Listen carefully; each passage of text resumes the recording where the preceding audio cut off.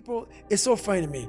There'll be people who are out here commentating about people who are fucking up out here.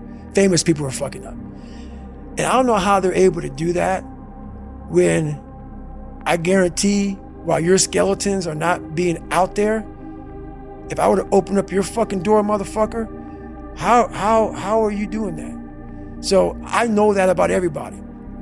Like, people love to talk shit about somebody and keep themselves out of it. And so we went through that journey together.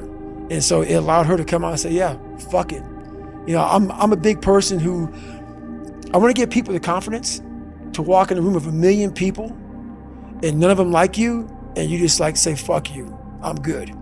And walk out with you by yourself.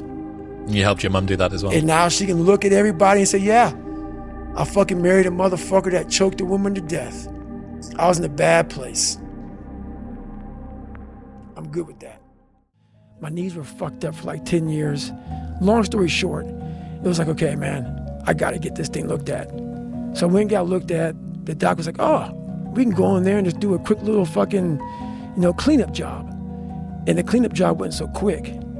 Guy was breaking tools and shit, fucking up, like literally broke tools. And I have it in there. He was breaking tools. I talked to him. I know. He told me your meniscus was the hardest meniscus he's ever experienced in his life.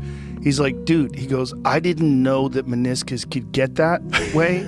He goes, like, he's not human. He goes, when I was cutting into meniscus, it broke the scalpel. Yep, Wolf's Law syndrome, he said. Wolf's Law something. Yeah, he said normally when you cut into meniscus, it just slices right through like butter. He's like, I couldn't cut it. Yeah, mine went butter. So all those motherfuckers who think I'm putting them 100-hour weeks, go fuck yourself, bitch. You don't get no shit like that, baby, by sitting on the fucking couch. Never start anything cold. If you're gonna go to college, you gotta study your ass off.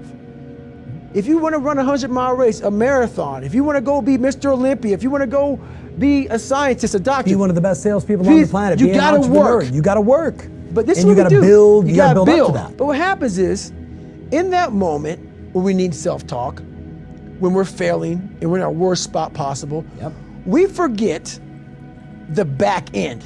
Yeah. Oh, my fault, the front end. All the build up to where we're at today. We forget how much work we put in. So for me, I'm at mile 50. Say that one more time. Say that one. So I'm in the middle of it. Right. I'm making my calls. I hate it. You're at mile 50. That's right. You hate it. Your mind's getting, wiggly on you. I just want to get out of here. Yeah. We forget that we put years. Yeah. Years, maybe not into making these dials, but to getting where you're at today. To become this person. To become this person, to be in a position to make this money or whatever the fuck you want to make, whatever you want to do in your life. Yeah. We forget that. We forget that journey on what it took for us to get in this moment to make the right decision. Yeah. To forgo something. Yes. Ice baths, saunas, sleep, nutrition. All this shit's so fucking important, dude. I don't have time for some of it.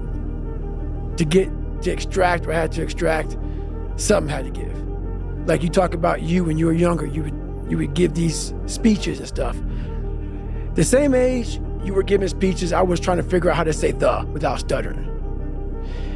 And I realized as I got older that all these things are important. But for me to stop stuttering, I gotta build fucking confidence. And speech therapy didn't help that. Nothing helped that. I have to forego a lot of shit to be as fucked up as I am to build confidence. For me to stand in the fucking room of 10,000 of one person and not and be like, oh, put my head down, let me look around, let me read these paragraphs first, and then before I read the paragraphs, because they're calling me next, let me just leave the room kind of stutter. That's a miserable life. If I can instill one piece of advice into all human beings, it would simply be to believe in yourself beyond, without a doubt. Believe in yourself, and don't rely on anybody to believe in you. Don't rely on anybody to push you or make you better. Believe in yourself and only yourself, and allow that human being to make you a better person. I can't believe we made it this far. I want my mind to know who's in charge.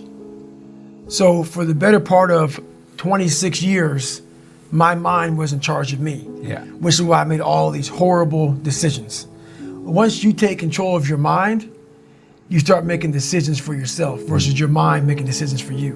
Right. And do you have any routines or particular habits that help you do that? Because it almost sounds like you've got an unconscious voice, right? And then you, the conscious David, comes in and sort of overpowers him almost. Right. We all do. Yeah. We all have that. These two voices.